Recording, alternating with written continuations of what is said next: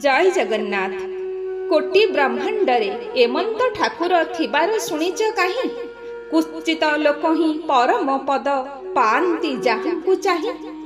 अनंत कोटि ब्रह्मांडर नाथ महाप्रभु जगन्नाथ वेद जहांकु सहस्र शीर्षा पुरुष बोली वर्णना करिसेंती, उपनिषद जहांकु अपाणी पाद बोली कुहंती, पुराण जहांकु पुरुषोत्तम बोली स्तुति करंती, सेही महाप्रभु केउ अनादि कालरु निज इच्छारे दारवी तनु धारण करी भारत च उत्कल देशे भूस्वर्गे पुरुषोत्तम एई उत्कलर पुरुषोत्तम क्षेत्र को भूस्वर्ग अर्थात साक्षात वैकुंठ करि दैछंती।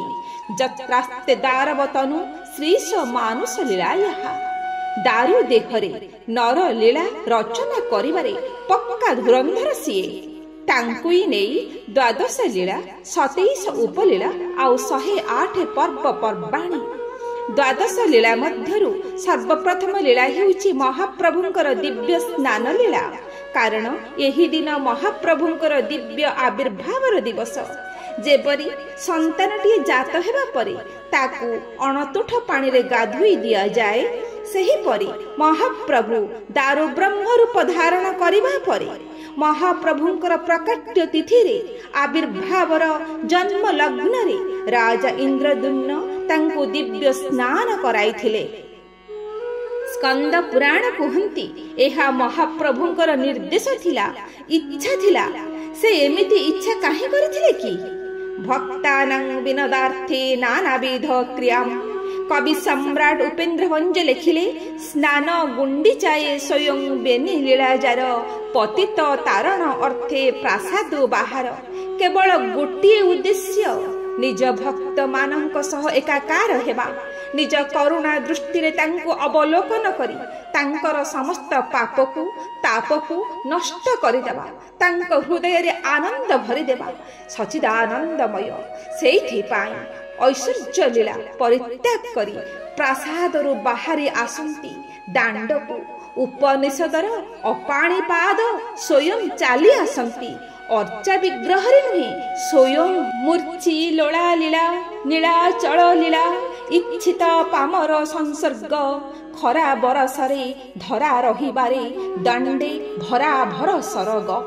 प्रत्येक दिन महाप्रभु रत्न सिंहासन रे विराजित रही मंत्र स्नान बा बिंब स्नान कला बेले एही स्नान पूर्णिमारे महाप्रभु साधारण मनुष्यटीए परी 108 गरा जलरे प्रत्यक्ष स्नान करिवे। परम पुरुष निजकु चतुर्धा मूर्ति रे विभक्त कला परी 108 गरा जल बांटी दियाजिबो चतुर्धा मूर्तिंक मध्यरे।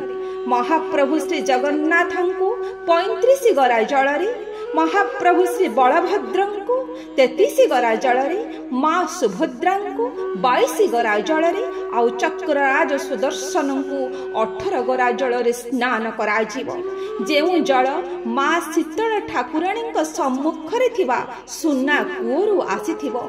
चंदन कर्पूर केसर चुआ आदि चतुर्समरे अधिवास होई 16 उपचार रे पूजा होई महाप्रभु को निवेदित हेबो। सही श्रीअंग लागी जल अतीव अतीव कल्याणकर। महाप्रभुंकर स्नान उत्सव दर्शन रे 10 दिग पवित्र होई जाए। आउ एही 10 दिग मध्यरे जी रही जानती मनुष्य पशु पक्षी कीट पतंग समस्त पवित्र ही जानती।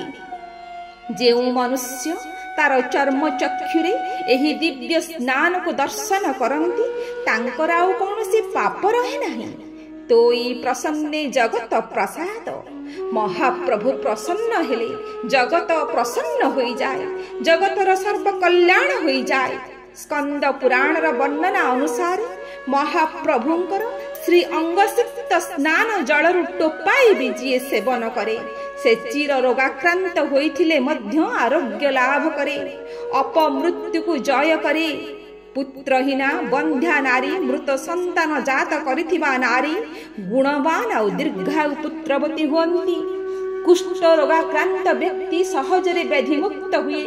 श्रद्धालु भक्तर इहलोक परलोकरी ता मनर रहिथिबा समस्त अभिलाष पूरण हुए।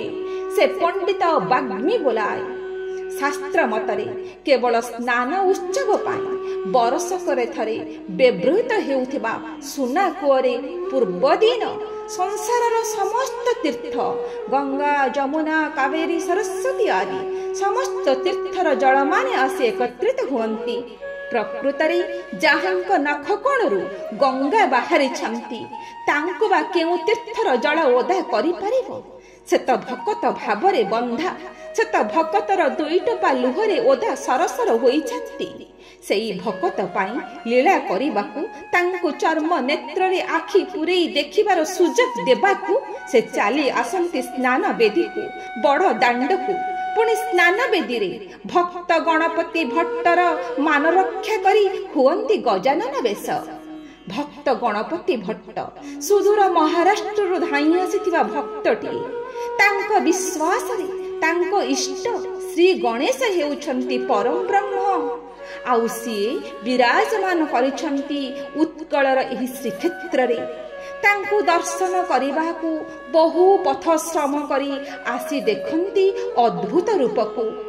निज इष्ट को देखि न पारी कांदी कांदी अभिमान रे फेरी गला बेले महाप्रभु भक्तर मन कथा जानी डाकी आनंती मुदिरथ पंडित द्वारा आउ दर्शन दियंती भक्त को तांको मन लाखी गजानन बेशरे।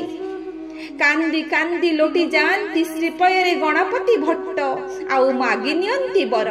प्रभु आज ए देव स्नान जात जेबे होइब जगन्नाथ केवल हस्ती बेश होई विजे करिब भावग्राही। एतक मात्र आज्ञा हेउ एकथा जुगे जुगे थाउ। सेहि दिन ठारू भक्त गणपति भट्टंकर मान रक्षा करी गजानन बेशरे महाप्रभु स्नान मंडपरे उभा हुअन्ति। आउ तांको दर्शन करी भक्तटी गाई उठे तुमीव वक्रतुंडश्च तुमीव गणनायक शुक्लवर्ण स्वरूपेण गौरीपुत्र विनायक कृष्ण रूपमय कृष्णः शिव रूपमय हरः साक्षात् देव जगन्नाथः विघ्न विनाशक स्वयं। जय जगन्नाथ।